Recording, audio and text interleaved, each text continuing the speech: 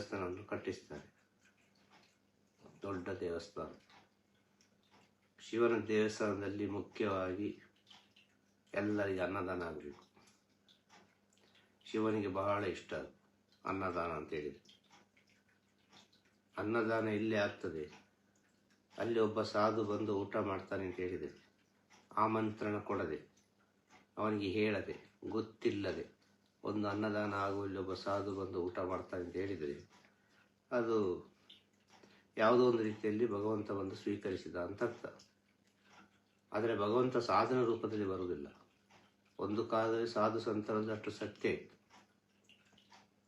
ಆಗ ಸಾಧು ಸಂತರು ಅಂತ ಹೇಳಿದ ಕೂಡಲೇ ಗೌರವ ಕೊಡ್ತಾರೆ, ಅಡ್ಡ ಬೀಳ್ತಾರೆ, ಆಗ ಯಾವುದೋ ಒಂದು ರೀತಿಯಲ್ಲಿ ಪುಣ್ಯವನ್ನು ಸಂಪಾದನೆ ಮಾಡ್ತಾರೆ. ಆಗ ಭಗವಂತ ಬರುವುದುಂಟಲ್ವ ಹೆಚ್ಚಾಗಿ ಮನುಷ್ಯರಿಗೆ ಬೇಡಾದ ಸ್ಥಿತಿಯಲ್ಲಿ ಬರುವುದು. ಬೇಡದ ಸ್ಥಿತಿ ಅಂದರೆ ಏನು ಗೊತ್ತಾ? ಬೇಡದ ಸ್ಥಿತಿ ಅಂತ ಹೇಳಿದ್ರೆ ಅದು ಭಿಕ್ಷುಕನಾಗಿ, ಹೋಗಪ್ಪ ಆಮೇಲೆ ಬಾಪ್ಪ, ಅಷ್ಟು ಕೇರ್ಲೆಸ್ ಆಗಿ ಮಾತಾಡಿಬಿಡ್ತಾರೆ. ಅಂಥ ಸ್ಥಿತಿಯಲ್ಲೆಲ್ಲ ಭಗವಂತ ಬರ್ತಾನೆ ಅಂತ ಹೇಳೋದು ಅರ್ಥ ಆಯ್ತಾ? ಆಗ ರಾಜ ಹೇಳಿದ ಅವನ ಜ್ಞಾನಕ್ಕೆ ಸಿಕ್ಕಿದ ಮಾತು, ಅವನ ಜ್ಞಾನದಿಂದ ಅವ ಹೇಳಿದ, ಇಲ್ಲಿ ಅನ್ನದಾನ ಆಗ್ತಾನೆ ಇರಬೇಕು, 24 ಗಂಟೆ ಎಲ್ಲ ಹೊತ್ತಿಗೆ ಅನ್ನದಾನ ಬಹಳ ಶ್ರೇಷ್ಠ ಈ ದೇವಸ್ಥಾನದಲ್ಲಿ ಅಂತ ಹೇಳಿ. ಹಾಗೆಲ್ಲ ಆಯಿತು. ಎಲ್ಲರಿಗೆ ಪೂಜೆ ಮಾಡುವವರಿಗೊಂದು ಪೂಜೆಗೆ ಒಂದು ಡಿಪಾರ್ಟ್ಮೆಂಟ್, ಪೂಜೆ ಮಾಡೋದವರು, ದೇವಸ್ಥಾನದೊಳಗೆಲ್ಲ ಪೂಜೆ ಎಲ್ಲ ಮಾಡೋದು, ಇನ್ನೆಲ್ಲ ಕ್ಲೀನಿಂಗ್ ಮಾಡುವರು, ಇನ್ನೊಬ್ಬರು ಪ್ರಸಾದ ಮಾಡುವರು, ಎಲ್ಲರಿಗೂ ಬಂದವರಿಗೆಲ್ಲ ಪ್ರಸಾದ ಮಾಡೋದು. ಈ ಪ್ರಸಾದ ಮಾಡುವವರು ಭಾಳ ಶುದ್ಧ ಭಕ್ತಿ ನಂಬಿಕೆಯಿಂದ ಪ್ರಸಾದ ಮಾಡೋದು. ಆ ದೇವಸ್ಥಾನಕ್ಕೆ ಬಂದು ಯಾರು ಒಬ್ಬರು ಊಟ ಮಾಡಿ ಹೋಗ್ತಾರೋ ಅವರಿಗೆಲ್ಲ ಒಂದು ಆರೋಗ್ಯದ ವಿಚಾರದಲ್ಲಿ, ಮನಸ್ಸಿನ ವಿಚಾರದಲ್ಲಿ, ಎಲ್ಲದಲ್ಲಿ ಒಳ್ಳೆಯದೇ ಆಗ್ತಾ ಉಂಟು ಅವರಿಗೆ. ಕಾರಣ ಏನು? ಅಡುಗೆ ಮಾಡ್ತಾನಲ್ವ, ಪ್ರಸಾದ ಮಾಡ್ತಾನಲ್ಲ, ಅವ ಅಷ್ಟು ಶುದ್ಧ ಮನಸ್ಸಿನಿಂದ ಪ್ರಸಾದ ಮಾಡೋದು. ಇನ್ನೇನೊಂದು ವಿಶೇಷ ಪೂಜೆ, ಒಂದು ಪ್ರದೋಷ ಪೂಜೆ. ಶಿವನಿಗೆ ಬಹಳ ಶ್ರೇಷ್ಠವಾದ ಪ್ರದೋಷ. ಆ ಪ್ರದೋಷ ಪೂಜೆಯ ದಿನ, ನಾಳೆ ಪ್ರದೋಷ, ವಿಶೇಷವಾಗಿ ಪೂಜೆ ಆಗಬೇಕು, ವಿಶೇಷವಾಗಿ ಎಲ್ಲ ಪ್ರಸಾದಗಳು ರೆಡಿಯಾಗಬೇಕು. ರಾಜರ ಒಂದು ಆದೇಶ. ವರ್ಷ ತಿಂಗಳು ಇದು ಆಗ್ತಾನೆ ಇರೋದು. ಅರ್ಥ ಆಯ್ತಾ?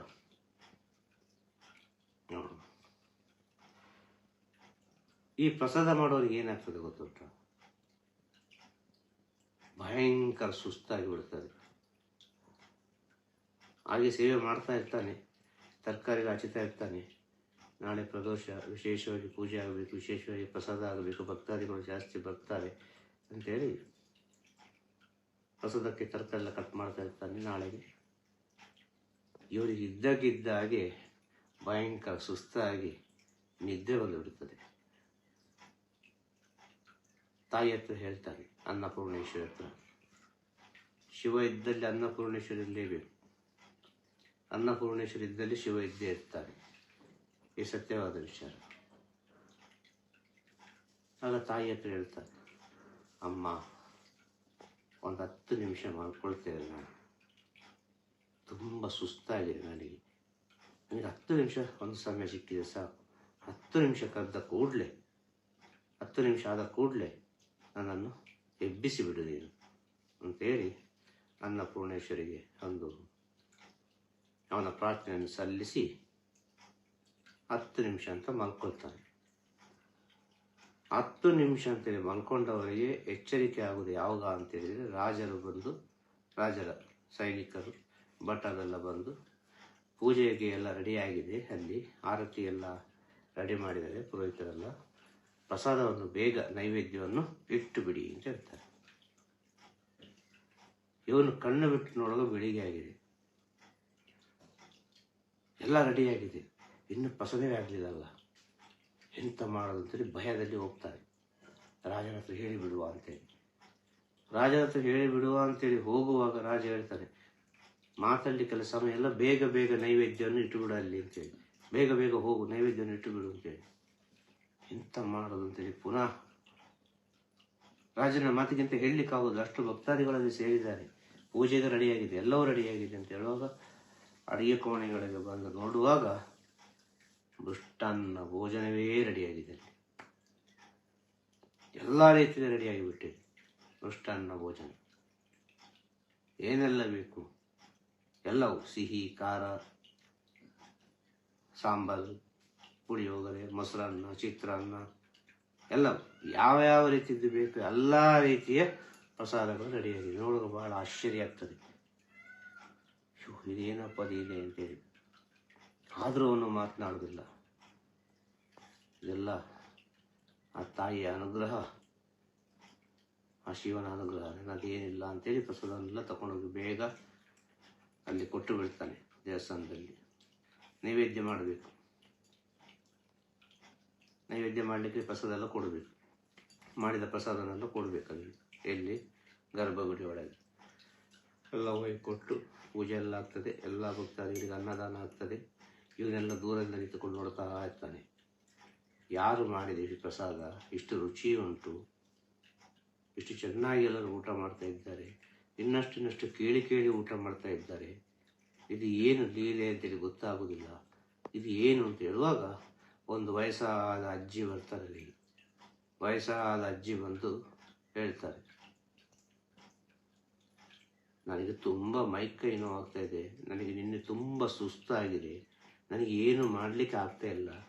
ಈಗ ನಾನು ಎದ್ದು ಬಂದೆ, ನನಗೆ ಜೋರು ಹಸಿವೆ ಆಗ್ತದೆ, ನೀನು ಸ್ವಲ್ಪ ಏನು ಊಟ ಕೊಡ್ತೀಯಾ, ನಿನ್ನ ಕೈಯಾರೆ ಸ್ವಲ್ಪ ನನಗೆ ಊಟ ಕೊಡ್ತೀಯಾ ಅಂತೇಳಿ ಅಜ್ಜಿ ಯಾರ ಹತ್ರ ಬಂದು ಕೇಳ್ತದೆ. ಯಾವಾಗಲೂ ಪ್ರಸಾದ ಮಾಡ್ತಾನಲ್ಲ, ನಿದ್ರೆ ಮಾಡಿದಲ್ಲ, ಅವನ ಹತ್ರ ಬಂದು ಈ ಅಜ್ಜಿ ಕೇಳ್ತಾರೆ. ಅಜ್ಜಿ ಕೇಳುವಾಗ ನಿನಗೆ ಬಹಳ ಆಶ್ಚರ್ಯ ಆಗ್ತದೆ. ನಿನ್ನೆ ನನ್ನ ಜೀವನದಲ್ಲಿ ಏನು ನಡೆದಿದೆ, ನನ್ನ ದೇಹದಲ್ಲಿ, ಅದನ್ನೆಲ್ಲ ಇವರು ಹೇಳ್ತಾ ಇದ್ದಾರಲ್ವ, ಎಲ್ಲ ವಿಚಾರವನ್ನು ಹೇಳ್ತಾ ಇದ್ದಾರೆ ಇವರು, ಹಾಗೆ ಹೇಳ್ತಾ ಇದ್ದಾರೆ ಅಂತ ಹೇಳುವಾಗ ಅವನಿಗೆ ಜ್ಞಾನೋದಯಾಗಿ ತಾಯಿಯೇ ಅನ್ನಪೂರ್ಣೇಶ್ವರಿ ಹೇಳಿ ಸಾಷ್ಟಾಂಗ ನಮಸ್ಕಾರ ಮಾಡುವಾಗ ಅನ್ನಪೂರ್ಣೇಶ್ವರಿ ಆಶೀರ್ವಾದ ಆಗ್ತದೆ. ಗೊತ್ತಾ ಆಯ್ತಾ? ಯಾರು ಒಬ್ಬರು ಶುದ್ಧ ಮನಸ್ಸಿನಿಂದ, ಪವಿತ್ರ ಭಾವನೆಯಿಂದ, ಸತ್ಯದಿಂದ ಆ ಭಗವಂತ, ತಾಯಿ, ಅಮ್ಮ ಅಂತೇಳಿ ಕರೆದ್ರೆ ಖಂಡಿತ ಮಗುವನ್ನು ಹುಡುಕಿಕೊಂಡು ಬಂದೇ ಬರ್ತಾಳೆ. ಮಗುವನ್ನು ಹುಡುಕಿಕೊಂಡು ಎಷ್ಟೇ ದೂರ ಇದ್ರೂ ಕೂಡ ತಾಯಿ ಬಂದೇ ಬರ್ತಾಳೆ. ಎಲ್ಲ ನಿಮ್ಮ ಒಳಗಿರುವುದು, ನಿಮ್ಮ ಶುದ್ಧವಾದ ಭಕ್ತಿಯಲ್ಲಿರುವುದು, ನಿಮ್ಮ ಮುಗ್ಧತೆಯಲ್ಲಿರುವುದು, ನಿಮ್ಮ ಸತ್ಯದಲ್ಲಿರುವುದು, ನಿಮ್ಮ ಶರಣಾಗತಿಯಲ್ಲಿರುವುದು. ತಪಸ್ಸು ಮಾಡಬೇಕಾಗೇನಿಲ್ಲ. ಆ ಪವಿತ್ರವಾದ ಮನಸ್ಸಿನಿಂದ, ದೃಢವಾದ ಮನಸ್ಸಿನಿಂದ, ಒಂದೇ ಸ್ಥಿತಿಯಿಂದ, ಆ ಏಕಾಗ್ರತೆಯಿಂದ ಅಮ್ಮ ಅಂತ ಕರೆದ್ರೆ ಬಂದೇ ಬರ್ತಾರೆ. ಅದೇ ರೀತಿ ಒಂದು ಜ್ಞಾನದ ಹಸಿವೆ ಇದ್ದ ಮಗು ಇದ್ದರೆ ಗುರುವೇ ಅಂತೇಳಿ ಕರೆದ್ರೆ ಆ ಗುರು ಎಷ್ಟು ದೂರ ಇದ್ದರೂ ಯಾವುದೋ ಒಂದು ರೂಪದಲ್ಲಿ ಕಣ್ಣ ಮುಂದೆ ಬಂದು ನಿಲ್ಲುವುದಂತೂ ಸತ್ಯ. ಗುರು ಸೇವೆ ಮಾಡುವಾಗ ಅದೆಷ್ಟೋ ಪರೀಕ್ಷೆಗಳು ಬಂದರೂ ಕೂಡ, ಅದೆಷ್ಟು ಪರೀಕ್ಷೆಗಳು ಬರಲಿ ಗುರು ಸೇವೆ ಮಾಡುವಾಗ, ಆ ಗುರು ಎಂಬುವರು ತನ್ನ ಅಂತರಾತ್ಮದಲ್ಲಿದ್ದರೆ ಅದಕ್ಕೆ ಬೇಕಾದ ಶಕ್ತಿಯನ್ನು, ಅದಕ್ಕೆ ಬೇಕಾದ ಜ್ಞಾನವನ್ನು, ಅದಕ್ಕೆ ಏನೆಲ್ಲ ಬೇಕು ಎಲ್ಲವನ್ನವರು ಆ ಶಿಷ್ಯನಿಗೆ ಅರಿವಿಲ್ಲದಂತೆ ಕರುಣಿಸಿಬಿಡ್ತಾರೆ. ಹೇಳೋದರ್ಥ ಆಯ್ತಾ? ಎಷ್ಟೋ ಜನ್ಮದ ಪುಣ್ಯವೂ ಇರಬೇಕು ಇದಕ್ಕೆ. ಸುಲಭದಲ್ಲೆಲ್ಲ ಆಗೋದಿಲ್ಲ. ಮುಂದಿನ ಒಂದು ಸ್ಥಿತಿ ಅಂತ ಇದ್ದರೆ ನಿಮ್ಮ ಜೀವನದಲ್ಲಿ ಇಂಥ ಪುಣ್ಯವನ್ನು ಹೆಚ್ಚಿಸ್ತಾ ಹೋಗಿ. ಒಂದೊಂದು ಜನ್ಮದಲ್ಲಿ ಪುಣ್ಯ ಪುಣ್ಯ ಪುಣ್ಯ ಪುಣ್ಯ ಸಂಪಾದನೆ ಮಾಡಿ ಒಂದು ಜನ್ಮದಲ್ಲಿ ಅದು ಪರಿಪೂರ್ಣತೆಯನ್ನು ಕಂಡುಕೊಳ್ಳುವಾಗ ನಿಮಗೆ ಸಾಕ್ಷಾತ್ಕಾರ ಆಗೋದು ಆಗಿಯೇ ಆಗ್ತದೆ. ಪ್ರತಿಯೊಬ್ಬ ಮಾನವ ಜನ್ಮದಲ್ಲಿ ಬಂದಿದ್ದಾನೆ ಅಂತ ಹೇಳಿದರೆ ಅವನು ಭಗವಂತನಿಗೆ ಬಹಳ ಹತ್ತಿರದಲ್ಲಿದ್ದಾನೆ. ಈ ಮಾನವ ಜನ್ಮವನ್ನು ಪರಿಪೂರ್ಣವಾಗಿ ನಾವು ಅರ್ಥ ಮಾಡಿಕೊಳ್ಳುವಾಗ, ಪರಿಪೂರ್ಣ ಆಯಿತು, ಮಾನವ ಹೋಗಿ ಮನುಷ್ಯ ಆಯಿತು ಅಂತ ಹೇಳುವಾಗ ಸಾಕ್ಷಾತ್ಕಾರ ಆಗಿಯೇ ಆಗ್ತದೆ. ಇದು ನಿಜವಾಗಿ ತಮಿಳುನಾಡಿನಲ್ಲಿ ನಡೆದಂಥ ಒಂದು ಕಥೆ. ಈಗ ಹೇಳಿದ ವಿಚಾರ ಹೇಳಿದರ್ಥ ಆಯ್ತಾ? ಇದು ನಿಜವಾಗಿ ತಮಿಳುನಾಡಿನಲ್ಲಿ ಚೋಳ ರಾಜನಿರುವ ಸಮಯದಲ್ಲಿ ಇದು ನಡೆದಂಥ ಒಂದು ಕಥೆ ಇದು. ಹೇಳಿದರ್ಥ ಆಯ್ತಾ? ಎಲ್ಲೆಲ್ಲಿ ನಡೆದಿದೆ, ತಿರುವಣ್ಣಾಮಲೆಯಲ್ಲೇ ನಡೆದ ಕಥೆ ಇದು. ರಾಜರ ಕಾಲ ವಿಚಾರಗಳು ಅಷ್ಟು ಸತ್ಯ ಇತ್ತು ಆಗಿನ ಕಾಲದಲ್ಲಿ. ರಾಜರನ್ನು ಸಾಕ್ಷಾತ್ ದೇವರಾಗಿ ನೋಡ್ತಾ ಇದ್ರು. ರಾಜರ ಮಾತನ್ನು ಪ್ರತಿಯೊಬ್ಬರು ಅಷ್ಟು ಚಾಚು ತಪ್ಪದೆ ಪಾಲಿಸ್ತಾ ಇದ್ರು. ರಾಜ ಅಂದರೆ ದೇವರೇ, ಆದ ಕಾರಣ ರಾಜ ಪ್ರತ್ಯಕ್ಷ ದೇವತಾ ಅಂತೇಳಿ ಹೇಳಿರ್ತಾ ಆಯ್ತಾ? ಹಾಗೆ ರಾಜ ಪ್ರತ್ಯಕ್ಷ ದೇವತಾ ಅಂತ ಹೇಳಿದ ಯಾರು? ಋಷಿಗಳು, ಗುರುಗಳು, ಯೋಗಿಗಳು, ಸಾಧುಗಳು, ಸಂತರುಗಳು ಕೊಟ್ಟಂತ ಬಿರುದು. ರಾಜ ಅಂತ ಹೇಳಿದ್ರೆ ಸಾಕ್ಷಾತ್ ದೇವರಾಗಿದ್ದುಕೊಂಡು ಪ್ರಜೆಗಳನ್ನು ಸಾಗಬೇಕು ಅಂತೇಳಿ ಹೇಳಿದರ್ಥ ಆಯ್ತಾ? ಆಗ ರಾಜ ಏನು ಹೇಳಿದ?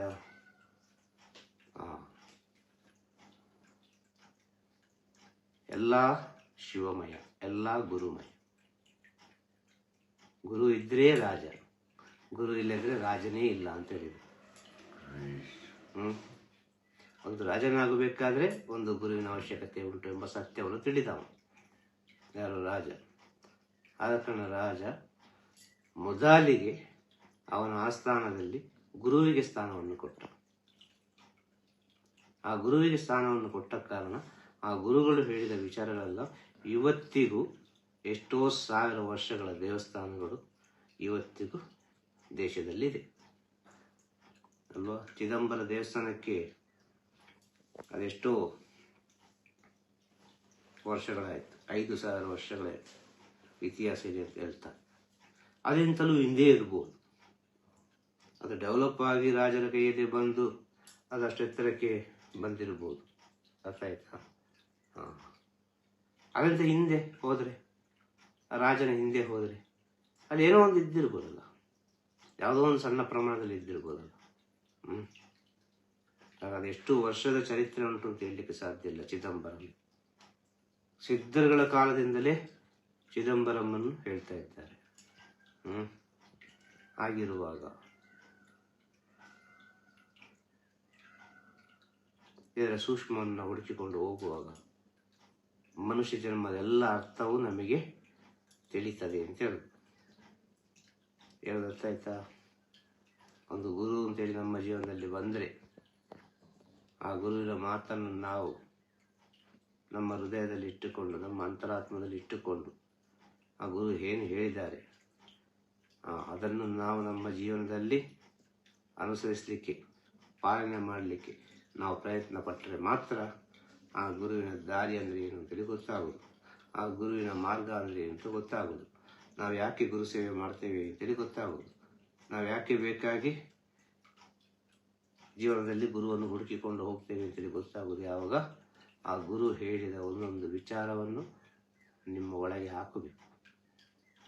ಅದೆಲ್ಲ ಹಾಕಿ ಹಾಕಿ ಹಾಕಿ ಹಾಕಿ ಹಾಕಿ ಹಾಕಿ ಒಂದು ದಿನ ಅದು ಪವಿತ್ರವಾದ ಒಂದು ಎಂತ ಹೇಳೋದು ಸ್ಥಿತಿಯನ್ನು ಕಂಡುಕೊಳ್ತದೆ.